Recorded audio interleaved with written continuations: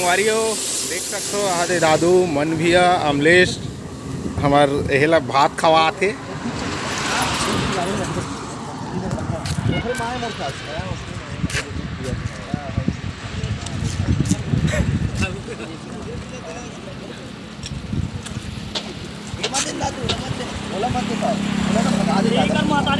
ये होकर बाबू ही ना सर।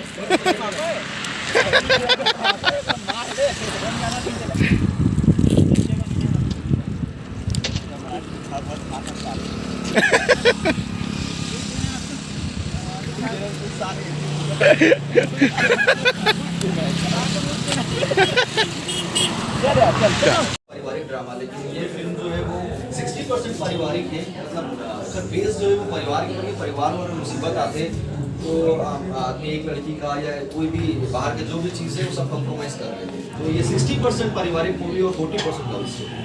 परिवार ये सब टाइटल चल रहा है।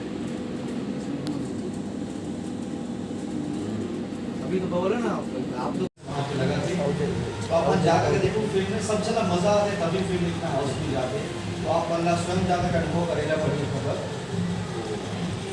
हम अपन की इंतजार कर रहा था, हम जो काम करें हम चाहता कि आप जाकर जरूर बना लेते हैं।